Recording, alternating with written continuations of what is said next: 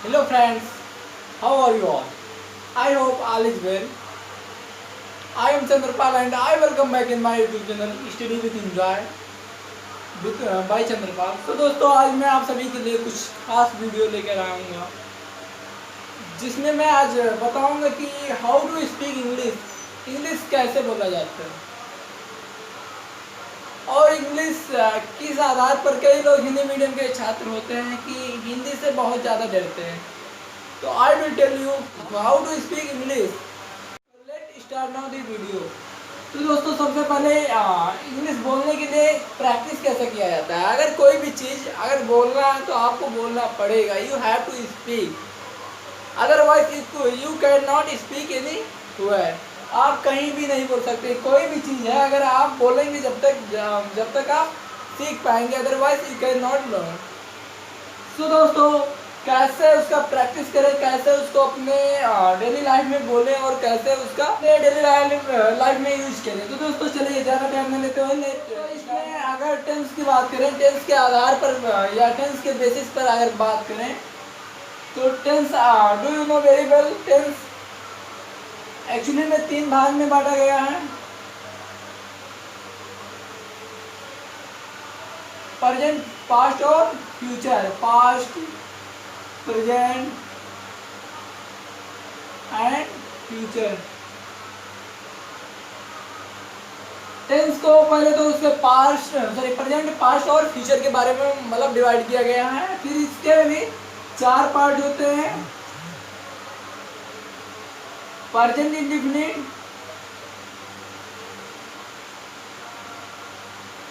Present continuous,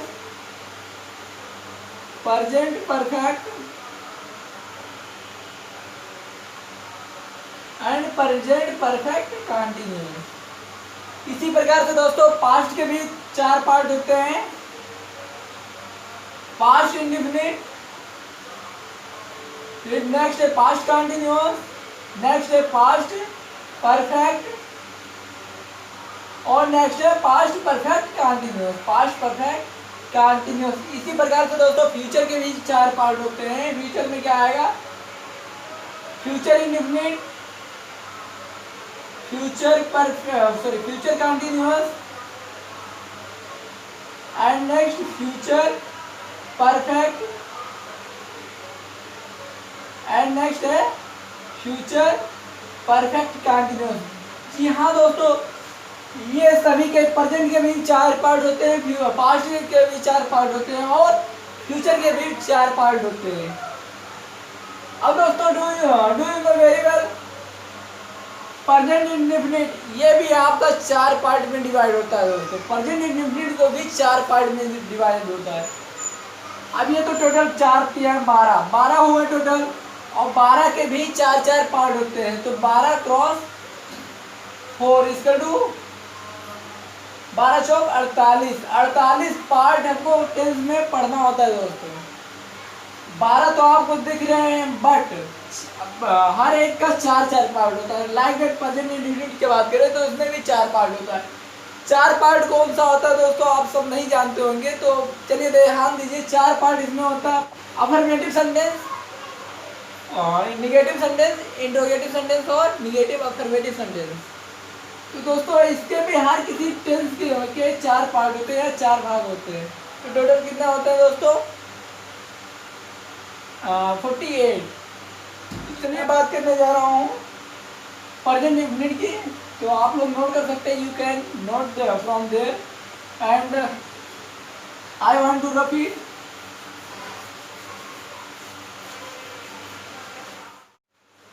चलिए दोस्त, चलिए अब बात कर रहा हूँ प्रेजेंट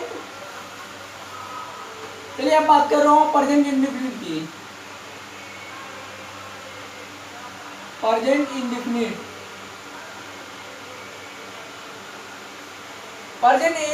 की जब टेंस में जाऊंगा, प्रेजेंट इंडेफिनिट टेंस की बात करूंगा दोस्तों, तो आपको इसमें कैसे प्रैक्टिस करना, प्रेजेंट इंडेफिनिट टेंस की प्रैक्टिस कैसे करें, how to do practice present indefinite tense. अगर आपको ट्रिक पता हो जाएगा दोस्तों तो आप पूरे 12 सेंटेंस का या 12 टेंस का आप प्रैक्टिस बेहतरीन से करने के बाद you can speak English very well without any reason and without any problem. Please watch this video at last दोस्तों, अंत तक इस वीडियो को देखते रहिएगा, तभी आप सीख पाएंगे। तो प्रेजेंट इंडेफिनिट में आप जानते हैं दोस्तों फार्मूला क्या होता है। फार्मूले की जब बात करूंगा तो दोस्तों सबसे पहले सब्जेक्ट होता है, उसके बाद वर्ब का फर्स्ट फॉर्म या वर्ब का हाई फॉर्म होता है दोस्तों, then after you can use object. ये तो फार्मूला हुआ ओनली अफर्मेटिव के लिए। अफर्मेटिव सेंटेंसेस के लिए फार्मूला हो दोस्तों। अभी हमने बोला है कि प्रेजेंट या प्रेजेंट इंडेफिनिट टेंस 4 भागों में बांटा हुआ होता है, अफर्मेटिव सेंटेंस, नेगेटिव सेंटेंस और interrogative sentence, interrogative negative sentence, ये 4 भागों में बांटा हुआ होता है।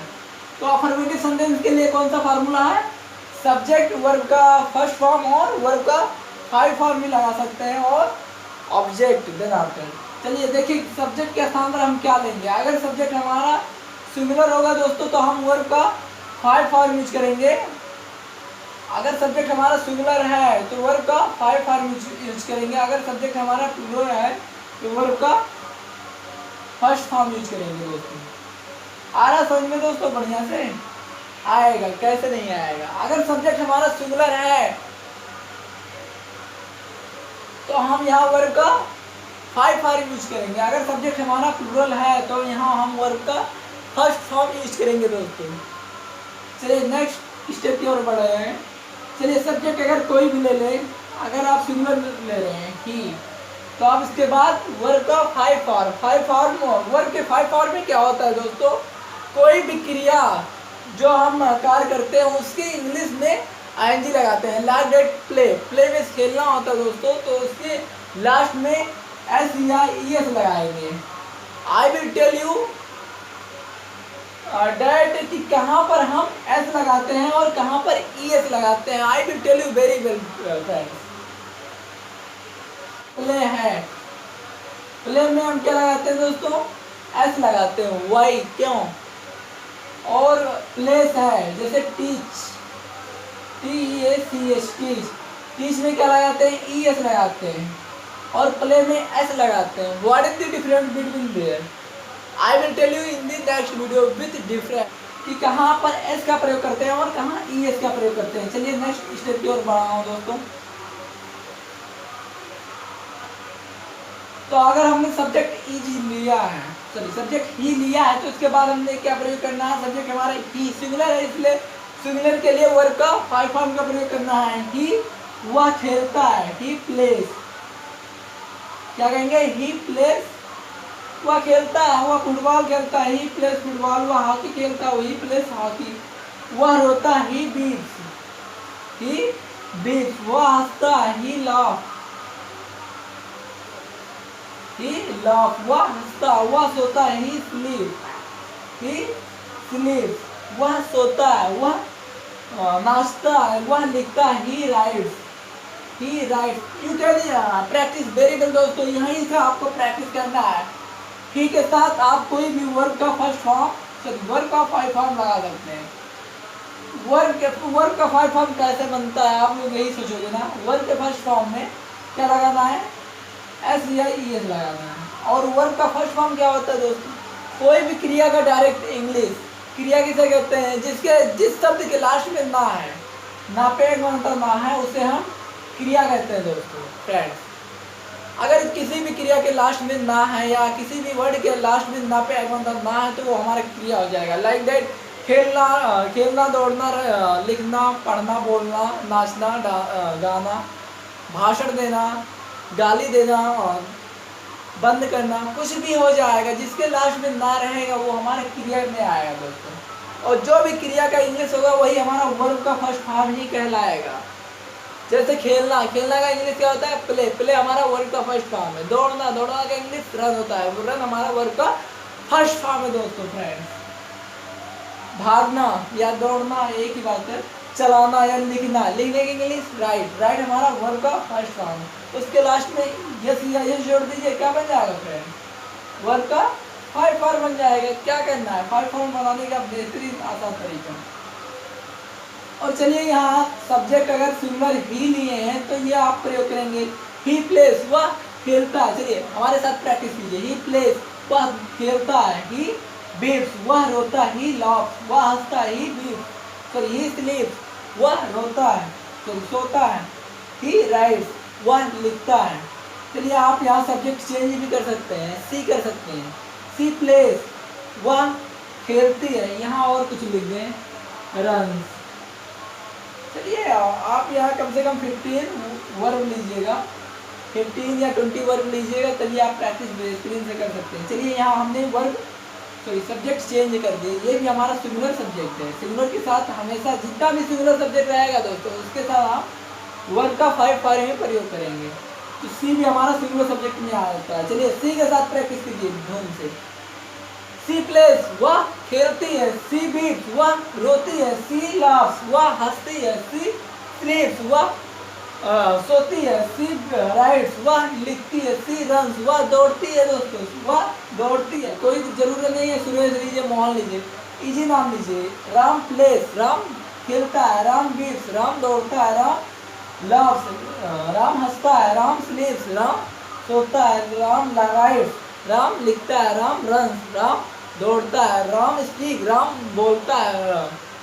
राम गोश, राम जाता है। राम कम्स, राम आता है। राम रन्स, राम दौड़ता है। You can say everything, you can say everything. Please do practice with me. Without practice you can not learn English. Yes, this is very easy tips. चलिए दोस्तों, अगर ये आपको समझ में आ गया होगा, आपको 15 से 20 वर्ड लेकर आपको डेली प्रैक्टिस करना है। जितना ज़्यादा आप प्रैक्टिस करेंगे उतने ही ज़्यादा आप बोल पाएंगे दोस्तों। चलिए, I hope you will understand very well. चलिए हम सब्जेक्ट यहाँ आप प्लूरल की बात करता हूँ तो आपको किस तरह से प्रैक्टिस करना है। जब हम अगर हमारा सब्जेक्ट सिंगुलर के स्थान पर क्या हो, प्लूरल हो, तो किस प्रकार से हमको, अगर दोस्तों सब्जेक्ट हमारा सिंगुलर हो, सॉरी प्लूरल हो, लाइक दैट आई भी हमारा सब्जेक्ट सिंगुलर है, सॉरी प्लूरल है यहाँ पर। और आई हो गया, बी हो गया, यू हो गया, ये सब हमारे सिंगुलर सॉरी प्लूरल सब्जेक्ट हैं। दो व्यक्ति का नाम हो जाएगा, राम एंड श्याम, ये सब हमारे प्लूरल सब्जेक्ट हैं। तो इसके साथ किसका प्रयोग करेंगे दोस्तों, वर्ब के फर्स्ट फॉर्म का। आई सेड टू ऑलरेडी, आपको मैंने पहले ही बता चुका है कि वर्ब का फर्स्ट फॉर्म क्या होता है। किसी भी क्रिया का जस्ट उसका इंग्लिश हमारा वर्ब का फर्स्ट फॉर्म कहलाता है। चलिए दोस्तों, अब आई है, अब यहाँ वर्ब का फर्स्ट फॉर्म कोई भी ले सकते हैं। रन, रन मीन्स क्या होता है, दौड़ना। राइट मीन्स क्या होता है, लिखना। स्पीक मीन्स क्या होता है, बोलना। तो दोस्तों आप कोई भी प्लूरल सब्जेक्ट के साथ में सॉरी प्लूरल सब्जेक्ट क्या होता है, I we you Ram and Shyam, दो व्यक्ति का नाम हो जाएगा, this is plural subject. Then after word will use, verb का फर्स्ट फॉर्म का यूज करना है। वर्ब का फर्स्ट फॉर्म में किसी भी क्रिया का वही रूप आता है जो मतलब उसके डायरेक्ट इंग्लिश होता है। तो चलिए प्लीज डू प्रैक्टिस विद मी। कैसे आप लोगों को प्रैक्टिस करना है, कम से कम आप लोगों को 15 वर्ड लिखना है। Then after you should do practice, आपको प्रैक्टिस करना चाहिए और आपको प्रैक्टिस करना है। You have to do practice. तो पहले कोई भी हम सब्जेक्ट उठा लेते हैं। चलिए हम आई के साथ प्रैक्टिस करते हैं। हाउ टू डू प्रैक्टिस, आई के साथ जब करेंगे, आई रन, मैं दौड़ता हूँ। आई राइट, मैं लिखता हूँ। आई स्पीक, मैं बोलता हूँ। आई स्लीप, मैं सोता हूँ। आई रीड, मैं पढ़ता हूँ। आई स्टडी, मैं अध्ययन करता हूँ। आई टेक, मैं लेता हूँ। चलिए बी के साथ कर रहे हैं। इसी प्रकार से आपको 15 वर्ब के साथ करना है। बी के साथ करें, बी रन, वह दौड़ता है। बी राइट, हाँ बी रन, हम दौड़ते हैं। बी राइट, हम लिखते हैं। बी स्पीक, हम बोलते हैं। बी स्लीप, हम सोते हैं। बी रीड, हम पढ़ते हैं। बी स्टडी, हम अध्ययन करते हैं। चलिए यू के साथ how to do practice with you subject. You subject के साथ कैसे प्रैक्टिस करें, यू रन, आप दौड़ते हैं। यू राइट, आप लिखते हैं। यू स्पीक, आप बोलते हैं। चलिए करिए हमारे साथ प्रैक्टिस। यू रन, आप दौड़ते हैं। यू वॉश, आप धोते हैं। यू राइट, आप लिखते हैं। यू रीड, आप पढ़ते हैं। यू डांस, आप नाचते हैं। यू सिंग, आप गाते हैं। यू सिंग आप गाते हैं, यू रीड आप पढ़ते हैं। चलिए कोई भी दो इजी सा नाम ले लीजिए, राम एंड श्याम। राम एंड श्याम के साथ do practice with me. Ram and Shyam go to market, Ram और श्याम बाजार जाते हैं। राम और श्याम टीच मी, राम और श्याम मुझे पढ़ाते हैं। राम एंड श्याम डांस, राम और श्याम नाचते हैं। राम एंड श्याम सिंग, राम और श्याम गाते हैं। Ram and Shyam speak English, Ram और श्याम इंग्लिश बोलते हैं। राम एंड श्याम राइट ऐसे, राम और श्याम ऐसे लिखते हैं। राम और श्याम रीड, राम और श्याम पढ़ते हैं। राम एंड श्याम स्टडी, राम और श्याम अध्ययन करते हैं। You can any verb, any type of verb you can take, then after and you can do practice very easily without any reason. I hope आपको प्रेजेंट इंडेफिनिट टेंस के बारे में बाकायदा से समझ में आया होगा दोस्तों, और आपको प्रैक्टिस का आधार भी समझ में आया होगा। तो मैंने आपको I will tell you in next video. अभी तो मैंने अफर्मेटिव सेंटेंस की बात की है, और मैं नेक्स्ट वीडियो में नेगेटिव और इंट्रोगेटिव सेंटेंस की बात करूँगा। नेगेटिव और इंट्रोगेटिव सेम थोड़ा होता है, उसमें डू या डैश का प्रयोग होता है, तो दोनों में डू या डैश का प्रयोग होगा। और आई होप आपको ये वीडियो अच्छा लगा होगा, और आपको इस तरह से प्रैक्टिस करने का मेथड भी अच्छा लगा होगा दोस्तों। अगर आप इसी तरह से प्रैक्टिस करेंगे तभी आपका शायद बोल पाना हो सकता है। इसीलिए आपको इसी तरह से you should practice with like that, आपको इसी तरह से प्रैक्टिस करना चाहिए। तो दोस्तों it's all about me, and thank you for watching my video, and thank you so much, thank you, and I will come back in next video. तब तक के लिए bye bye, take care guys, thank you so much, thank you।